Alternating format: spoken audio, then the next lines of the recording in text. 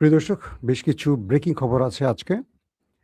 আমি আজকের শিরোনাম দুবার পরিবর্তন করেছি, দুবার। তার প্রধান কারণ আমার খবর দেওয়ার পরিকল্পনা ছিল যেটা, হঠাৎ করে চলে আসছে সামনে আরেকটি ঘটনা। ইরানের মধ্যে ইসরায়েলে আক্রমণের পরিকল্পনা শুরু হয়েছে। যেকোনো সময় ইরান আক্রমণ করতে যাচ্ছে ইসরায়েলের ভেতরে। কেন আক্রমণ করতে যাচ্ছে, কি পরিস্থিতি তৈরি হয়েছে সেই খবর জানাবো। পাশাপাশি ডোনাল্ড ট্রাম্প ইরানকে নিয়ে আরেকটা খেলা শুরু করেছে। আর তার নাম হলো মুস্তফা খামেনি। ডোনাল্ড ট্রাম্প এবং নেতানিয়াহু মুস্তফা খামেনিকে খুঁজছে। আজকে যারা থাম্বনেল দেখেছেন তারা বুঝতে পেরেছেন। এই প্রসঙ্গগুলোর সঙ্গে, সঙ্গে আরো অনেকগুলো আন্তর্জাতিক খবর থাকবে। প্রথম ইরানের খবর দিয়ে শুরু করে চলে যাচ্ছি মূল খবরে। লেবাননের বৈরুতে ব্যাপক অ্যাটাক করেছে আ নেতা সাহেবের দেশটি। আপনারা জানেন যে সেখানে ব্যাপক অ্যাটাকের পর বেশ কজন শাহাদাত বরণ করেছে এবং এই হামলাকে ট্রাম্প বলছেন আল জাজিরার মতে এই হামলা হওয়া উচিত ছিল না। কে বলছে? Donald Trump. এবং দুঃখজনক ব্যাপার হলো যে যখন ইরান এবং আমেরিকা একটা যুদ্ধবিরতির দিকে এগুচ্ছে, ঠিক সেই সময়টা পরিকল্পিত এই আক্রমণটি ইসরায়েল করেছে বলে ইরান দাবি করছে। এবং ট্রাম্প বলছে যে বিশেষ দিনে চুক্তি স্বাক্ষরিত হতে পারে, সেই দিন ইসরায়েল বা হিজবুল্লাহর পক্ষ থেকে আর কোনো হামলা হওয়া উচিত ছিল না। আজকের দিনটিকে নিয়ে সে বলছেন। তার ট্রুথ সোশ্যালে দেয়া ট্রাম্প বলছেন, বৈরুতের উপর ইসরায়েলি হামলা হওয়া উচিত হয়নি, বিশেষ করে এমন একটি বিশেষ দিনে যখন আমরা ইরানের সঙ্গে একটি শান্তি চুক্তির এত কাছাকাছি রয়েছি। দর্শক, পাশাপাশি তিনি বলছেন, আমরা এমন একটি চুক্তির খুব কাছাকাছি আছি যা লেবানন সহ এই অঞ্চলে শান্তি আনবে এবং সব পক্ষরই সরে আসা উচিত। ট্রাম্প বলছেন আর কি। তিনি বলেন, লেবাননের কোথাও ইসরায়েলের পক্ষ থেকে আর কোনো হামলা হওয়া উচিত নয়, কিন্তু হিজবুল্লাহ সহ অন্য কোনো পক্ষ থেকেও ইসরায়েলের বিরুদ্ধে আর কোনো হামলা হওয়া উচিত নয়। এবং ট্রাম্প আরো বলেন, এটা এক দীর্ঘ ও সুন্দর শান্তির সূচনা হতে পারে। চলো আমরা এটা নষ্ট না করি। আহা, সুন্দর কথা বলেছেন। ইরানের শীর্ষ আলোচক ও সংসদ স্পিকার মোহাম্মদ বাগের গলিভভ ট্রাম্পের এই বক্তব্যের কিছুক্ষণ পরেই একটি বিবৃতি দেন। সেখানে তিনি বলেন, ইসরায়েলের হামলা আবারও যুক্তরাষ্ট্রের আস্থাকে প্রশ্নের মুখে ফেলেছে। ইরান একদম সাফ খুলে দিয়েছে তার নিংটু। ইরানের পারমাণবিক কর্মসূচি নিয়ে চলমান পরোক্ষ আলোচনার মধ্যেই যুক্তরাষ্ট্র ও ইসরায়েল দুইবার ইরানের বিরুদ্ধে হামলা চালিয়েছে, যার ফলে 2025 সালের 12 দিনের যুদ্ধ এবং 28 ফেব্রুয়ারি বর্তমান এই যুদ্ধটি শুরু হয়। এক্সের একটি পোস্টে গালিভাফ আরো বলেন, যুক্তরাষ্ট্রের হয় তার প্রতিশ্রুতি পূরণের সদিচ্ছা নেই, অথবা তা করার সক্ষমতা নেই। সক্ষমতা নেই কেন বলছি বুঝতে পারছেন তো? অর্থাৎ ইসরায়েলকে কন্ট্রোল করার তার ক্ষমতা নেই। ইসরায়েল মানে কুকুর লেজ নাড়ে নাকি লেজ কুকুরকে নাড়ে, এই প্রশ্নটি তিনি তুলে দিয়েছেন। পাশাপাশি তিনি বলেন, নিজের প্রতিশ্রুতি পূরণের সদিচ্ছা ও সামর্থ্য না থাকলে সেই পথে এগিয়ে যাওয়ার কথা বলা সম্ভব নয়। অর্থাৎ তার যদি এই যুদ্ধ বন্ধের বা শান্তি চুক্তির ব্যাপারে কিছু করার ক্ষমতা না থাকে বা ইসরায়েলকে থামানোর ক্ষমতা না থাকে, তার সেই পথে হাঁটা উচিত না। মানে তাকে একটা গর্দভ হিসাবে প্রমাণ করছেন গালিবাফ। দর্শক, এই অবস্থার মধ্যে লেবাননের সঙ্গে যেই অ্যাটাকের ঘটনাগুলো ঘটেছে, সেখানে বেশ কজন মারা গেছে এবং আমরা যেটুকু শুনেছি ইসরায়েল পাল্টা জবাব দিচ্ছে, হিজবুল্লাহ পাল্টা জবাব দিচ্ছে। তারা ড্রোন ভূপাতিত করেছে, দেখেছেন, হেরন ড্রোন। পাশাপাশি বেশ কয়েকটি ফ্রন্টে দখলদারদেরকে চরম মোকাবেলা করে যাচ্ছে হিজবুল্লাহর বাহিনীও। এখন প্রশ্ন উঠতে পারে যে হঠাৎ করে ইসরায়েল কেন এই অ্যাটাকটি করলো? এই বিষয়টি আমাদের একটু জানতে হবে কয়েকটি বিষয়ের মাধ্যমে। প্রথম কথা হলো যে এই যুদ্ধ বিরতিটা কোনোভাবেই চাচ্ছে না ওই দেশটি। ক্লিয়ার বললাম। আমেরিকা যখন জানিয়েছে সে নাখোশ। ইসরায়েল মনে করছে এই মুহূর্তে যদি তারা লেবাননে বৈরুতে হামলা করে, বিশেষ করে বৈরুত, তাহলে ইরান পাল্টা জবাব দেবে। আর ইরান যদি পাল্টা জবাব দেয়, সেক্ষেত্রে যুদ্ধটা আবার শুরু হবে। Number 1। Number 2, second equation. Israel মনে করছে ইরান যেহেতু যুদ্ধবিরতির একদম চূড়ান্ত লক্ষ্যে আছে, তারা এখন লেবানন দখলে নিতে পারবে যে অঞ্চল তাদের দাবি করছে তারা। কিন্তু ইরান এই শান্তি চুক্তির জন্য তাদেরকে হয়তো ফিরতি আর অ্যাটাক নাও করতে পারে।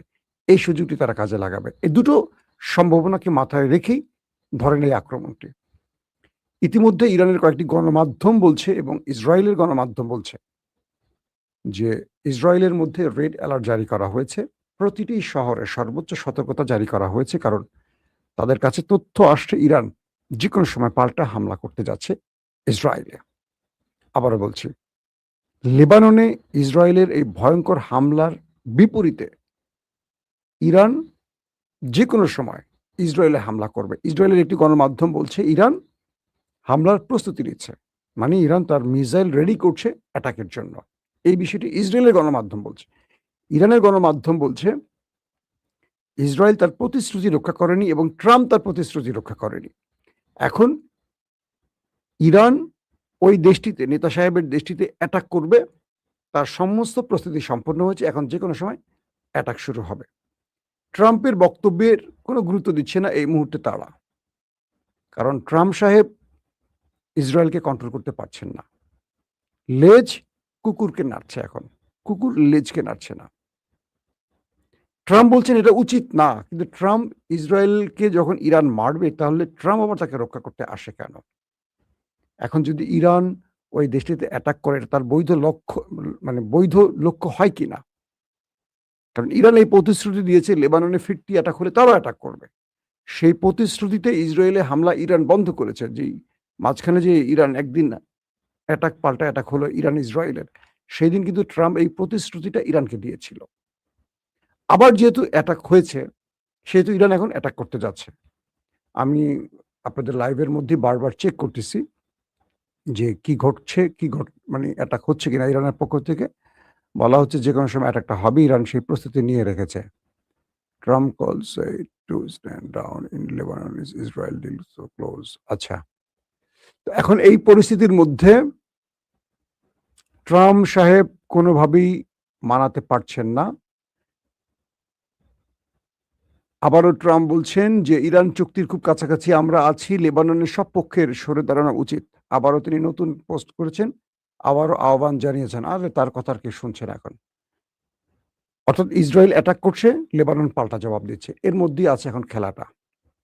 দর্শক, আমরা যে কোনো সময় অ্যাটাকটা হলে আমরা জানাবো, কারণ ইরান আজকে রাতে আবারও আমাদের নেতা কাকুর বাড়িতে আলু পটল মারার পরিকল্পনা করেছে। আসেন আমরা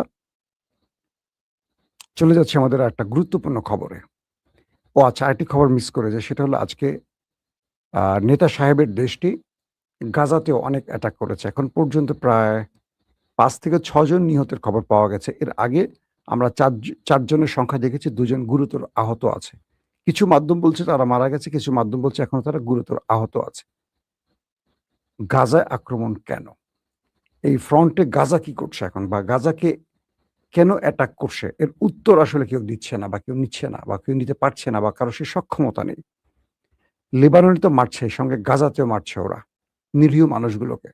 দর্শক, আজকের সবচেয়ে গুরুত্বপূর্ণ আরেকটি খবর হলো, যখন ইরান এবং আমেরিকা যুদ্ধবিরতির একদম চূড়ান্ত লক্ষ্যে, পাকিস্তানের সেনা কি বলে প্রাইম মিনিস্টার শাহবাজ শরীফ বলেছেন ২৪ ঘন্টার মধ্যে হবে, কিন্তু ইরান ২৪ ঘন্টার মধ্যে এই ডিল সাইন করতে রাজি হয়নি।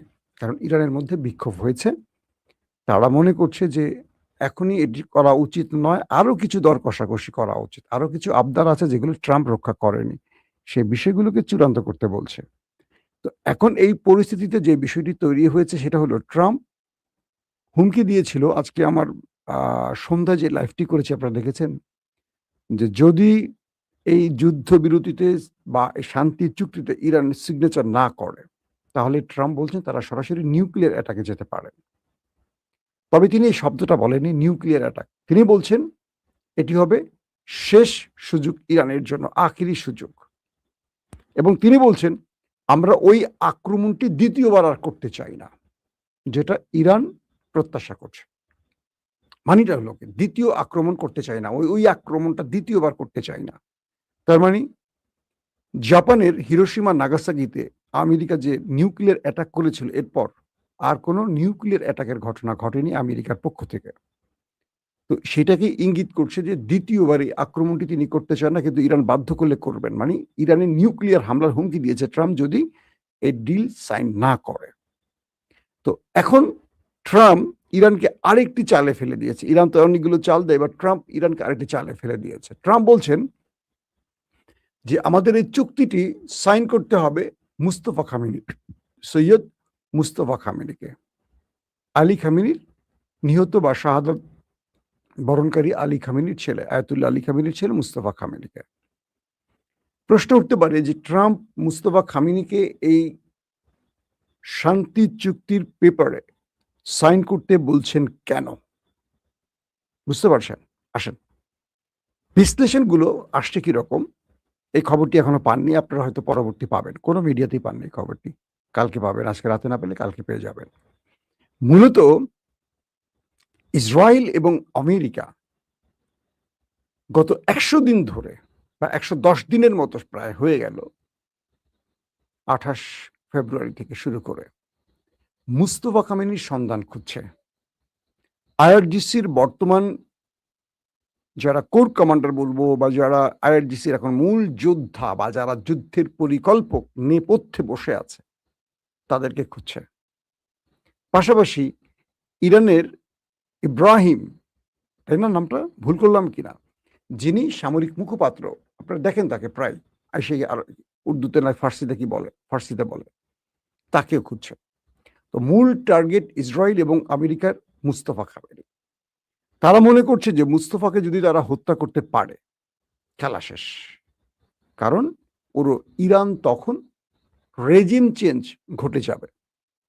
আলী খামেনির পর মুস্তফা খামেনির এত প্রভাব ছিল আইআরজিসি, সামরিক বাহিনী বা রাষ্ট্রীয় ডিপ স্টেটে, যে আমেরিকা এবং ইসরায়েল সম্মিলিত চেষ্টা করে দেশটির ভেতরে থাকা বিশ্বাসঘাতকরা চেষ্টা করেও ইরানের জনগণকে রাজপথে নামাতে পারেনি।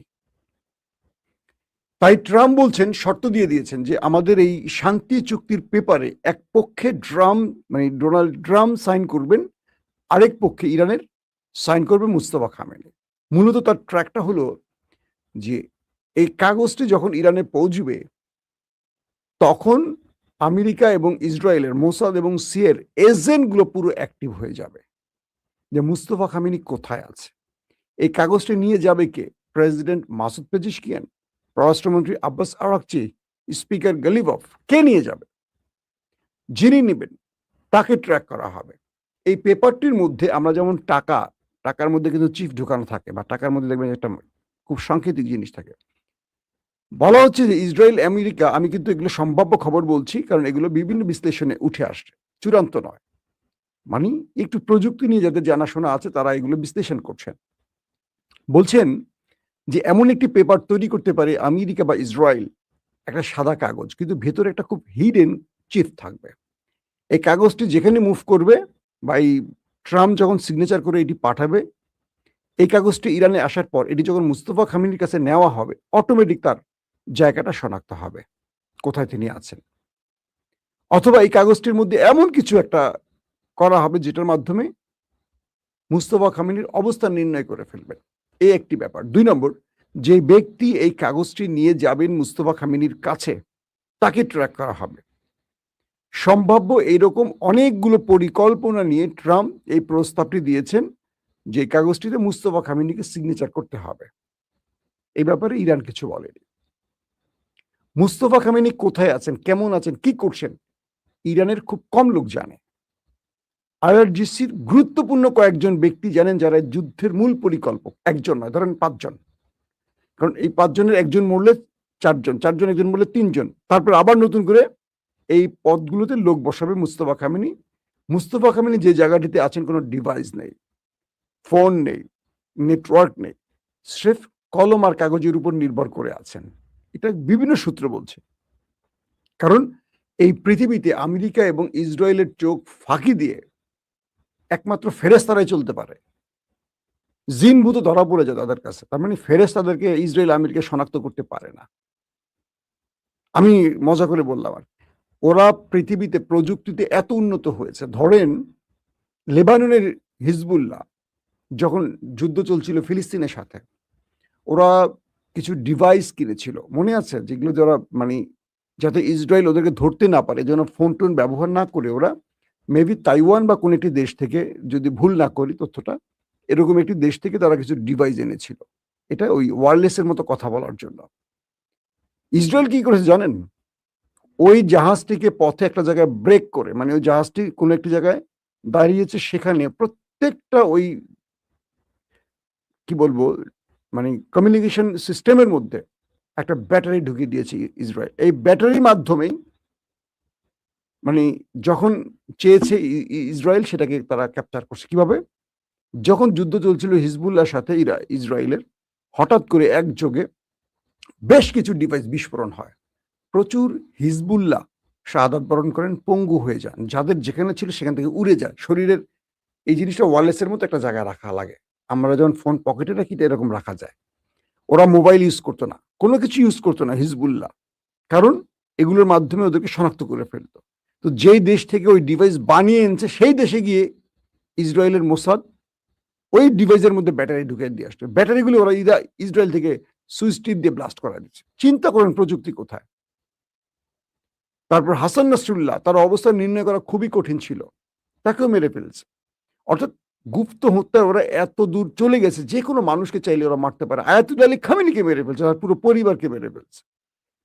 যে জন্য ইরান মুস্তফা খামেনিকে সর্বোচ্চ নিরাপত্তায় রেখেছেন এবং তার সাথে খুব কম লোক দেখা করতে পারে, খুব কম। যাদেরকে নিয়ে যাওয়া হয় বলা হচ্ছে তাদের চোখ বেঁধে নিয়ে যাওয়া হয়। ধরেন 70 কিলোমিটার দূরে তার চোখটা বাঁধা হচ্ছে, 70 কিলোমিটার দূরে। বিভিন্ন গাড়ি চেঞ্জ করা হচ্ছে। একদম মুস্তফা খামেনির খুব স্পেশাল কিছু লোক থাকে, তাদেরকে এই কাজগুলি তারা করেন, একদম স্পেশাল। 70 কিলোমিটার দূর থেকে চোখ বেঁধে তাদেরকে নিয়ে যাচ্ছে। ধরেন প্রেসিডেন্টেরই চোখ বেঁধে নিয়ে যাওয়া হচ্ছে, প্রেসিডেন্টকে, পররাষ্ট্রমন্ত্রীকে ধরেন চোখ বেঁধে নিয়ে যাওয়া হচ্ছে। তারপরে তারা দেখতেছেন একটা মাটির নিচে ঘরের মধ্যে বসে আছে মুস্তফা খামেনি, খুরমা খেজুর খাচ্ছেন ধরেন, সাপোজ। তো এই অবস্থায় আমেরিকা এবং ইসরায়েল কোনোভাবেই তাকে শনাক্ত করতে পারছিল না। এই 100 দিন লড়াইতে তাদের টার্গেট ছিল তাকে যে কোনোভাবে মেরে ফেলার, কিন্তু তারা কোনোভাবেই পারছিল না। যে কারণে তারা মুস্তফা খামেনিকে বারবারই তাকে নিয়ে গুজব ছড়াচ্ছিল, মুস্তফা খামেনি মারা গেছেন, কখনো বলছে তাদের অঙ্গহানি হয়েছে, আবার ট্রাম্প বলছেন আমার খুব খায়েশ, খুব শখ মুস্তফার সাথে দেখা করার। এবং মুস্তফাকে নিয়ে পশ্চিমা গণমাধ্যম বারবার সংবাদ দিয়েছে যাতে করে ইরান তার কোনো একটি বক্তব্য প্রচার করে, অডিও প্রচার করে, কিন্তু করেনি ইরান, কারণ ইরান ওদের ট্র্যাপে পা দেয়নি। এবার ট্রাম্প সে শখটি জানিয়েছে যে মুস্তফার সাথে মানে মুস্তফার জন্য আমাদের ওই কাগজের সিগনেচার করে, তার মানে ওই কাগজটি যখন তার কাছে যাবে তাকে ট্র্যাক করে তাকে ধরার বুদ্ধি করে ট্রাম্প এই ফাঁদ পেতেছে কিনা, এ একটা ব্যাপার। 2 নম্বর, ইসরায়েল এই মুহূর্তে নেতানিয়াহুর দেশটি এই মুহূর্তে যে তাদের অধিকাংশ স্পাইকে মেরে ফেলছে ইরান। অর্থাৎ ইরান এবং ইরানকে সহযোগিতা করেছে টার্কিশ কিছু এজেন্সি, MIT, যারা ঢুকছে বেরোচ্ছে। তুরস্ক গোপনে ইরানকে ব্যাপক সহযোগিতা করেছে গোয়েন্দা তথ্য দিয়ে। পাশাপাশি মধ্যপ্রাচ্যে গোয়েন্দা তথ্য দিয়েছে চীন এবং রাশিয়া ইরানকে। আর ইরানের মধ্যে বা চারদিকে সীমান্ত থেকে, কারণ ইরান এবং তুরস্কের সীমান্ত রয়েছে, তো বলা হচ্ছে মুস্তফা খামেনি নিহতের পর ইরানের মধ্যে মোসাদের যত এজেন্সি ছিল, ধরেন 70% কিল শেষ, 30% এখনো আছে। এই পার্সেন্টটা বলা যাচ্ছে না কত পার্সেন্ট, কারণ এখন তারা খুব একটা সফল না। সাম্প্রতিক সময় ইসরায়েল বড় কোনো গুপ্ত হত্যা চালাতে পারেনি। তো এই মুহূর্তে ইসরায়েলের চেষ্টাটা হলো IRGCর যারা যুদ্ধ পরিচালনা করছেন, কারণ ইরানের মধ্যে কয়েকটা গ্রুপ আছে, একটা গ্রুপ চায় আলোচনা করে যুদ্ধ শেষ করতে, একটা গ্রুপ চায় যেহেতু ট্রাম্পকে পায়ের কাছ পর্যন্ত আনা গেছে, এখন পায়ের নামানোর জন্য বাকিটুকু করবে। অর্থাৎ ইরানের এই অদম্য আপোষহীনতা ইরানকে আজকে একটা যোগ্য সম্মানের জায়গায় নিয়ে আসছে। বিগত 47 বছর ইরান কিন্তু মার খেয়েছে, এই করব সেই করব এই করব, কিন্তু খুব একটা করেনি। গাজা হামলা হলে ইরান আমরা এটা করব সেটা করব, কিন্তু করেনি। তারপর কাসেম সোলাইমানি হত্যার পর মার্কিন বেজে অ্যাটাক হয়েছে, লোক দেখানোর অ্যাটাক, বড় কোনো অ্যাটাক হয়নি। কিন্তু আজকে ইরান কি করছে? আজকে ইরান তাদের প্রেসিডেন্ট ইব্রাহিম রাইসিকে, আমির আবদুল্লাহিয়ান পররাষ্ট্রমন্ত্রীকে হেলিকপ্টার বিধ্বস্ত করে মারা হলো, ইরান স্বীকারই করেনি, অ্যাডমিটই করেনি, বলছে এটা বিমান দুর্ঘটনায় নিহত হয়েছে। কিন্তু সবাই জানে কারা মেরেছে। কিন্তু আজকের ইরান আমেরিকা ২টা ড্রোন মারলে ওরা ১৫টা মারে মিসাইল। মানে আমেরিকা ২টা মারলে ওরা মারে ১৫টা। মানে আমেরিকার চেয়ে কয়েক গুণ বেশি মারে। ইসরায়েল লেবাননে মারলে ওরা ইসরায়েলরে মারে। আগে তো ইরান এই সাহসই করতো না। মুস্তফা খামেনিকে এখন আমেরিকা, ইসরায়েল জমের মতো ভয় পাচ্ছে। কারণ সে তার বাবার নীতিতে চলে না। বাবা একটু সহনশীল, নম্র, বয়স্ক মানুষ। আসলে অ্যাগ্রেসিভ টাইপের মানুষ। সে বলছে যে, "আমরা মরবো কিন্তু তোকে মেরে মরবো। ওদের আহত করে না। আমরা মরলে ওদের মেরে মরবো। আসো, খেলা হবে ডুডাই।" তো মুস্তফা খামেনিকে এখন যদি কোনোভাবে শনাক্ত করতে পারে আমেরিকা এবং ইসরায়েল, অ্যাটাক করে স্ট্রাইক চালিয়ে মেরে ফেলবে। খেলা শেষ। মুস্তফাকে মেরে ফেললে এই যুদ্ধ লম্বা টাইম চালাতে পারবে না। কারণ তখন নেতৃত্বের মধ্যে সংকট তৈরি হবে, আইআরজিসির মধ্যে ক্ল্যাশ তৈরি হবে। আর মুস্তফা যতক্ষণ বেঁচে আছে তাকে সুপ্রিম লিডার হিসেবে আগে থেকেই মানত। কারণ আলী খামেনি বেঁচে থাকতে মুস্তফা এই আইআরজিসিকে কন্ট্রোল করতেন। বাবার ৪০ বছর ক্ষমতায় বাবা। তো ছেলেই তো সব থাকে, বাবা তো বয়স্ক মানুষ। হয়তো দৃশ্যত তিনি আসতেন কম। গুগলে খুব বেশি তার ছবি পাবেন না। তিনি সিনে আসতেন না। তিনি একজন যোদ্ধা ছিলেন। ইরাক ইরানের যুদ্ধে তিনি কিন্তু ফিল্ডে যুদ্ধ করছেন এই মুস্তফা খামেনি। আমি আমার অন্যান্য এপিসোডে বলছি। তো এখন এই মুস্তফা খামেনিকে ধরার জন্য নতুন, নতুন ফাঁদ পাচ্ছে তারা এবং নতুন, নতুন শখ জাগছে। ট্রাম্পের এখন শখ জাগছে যে মুস্তফা যেন এই কাগজে সিগনেচার করে। আর এই কাগজটি মুস্তফার কাছে পৌঁছানোর আগে ট্রাম্পের তথ্য পৌঁছে যাবে। ইসরায়েলের তথ্য পৌঁছে যাবে। এই খেলাটি তারা খেলছে। ইরান এই খেলায় পা দিবে কিনা হয়তোবা আমরা সামনে বুঝতে পারবো। কারণ নিয়ম অনুসারে প্রেসিডেন্ট ট্রাম্প সিগনেচার করলে ইরানের প্রেসিডেন্ট মাসুদ পেজেশকিয়ান করবেন। প্রেসিডেন্ট সমকক্ষ পদবীর লোক। তো এখন পর্যন্ত এইটুকু খবর আছে যে আমেরিকা, ইসরায়েল তারা তাদের কোনো তথ্যে মুস্তফার কোনো অবস্থা নির্ণয় করতে পারেননি। মুস্তফাকে এতটা হিডেনে রাখা হয়েছে। তারপরও ভয় আছে। কারণ ইরানের মধ্যে খুব সেনসিটিভ জায়গায় বিশ্বাসঘাতকরা বসে আছে। সেই ব্যক্তি কে বলা যায় না। ধরেন ৩ জন ব্যক্তির মধ্যে একজন মোসাদ এজেন্ট ধারণা করে ইরানিরা। সেইভাবে ভেতরে প্রচুর কাজ চলছে।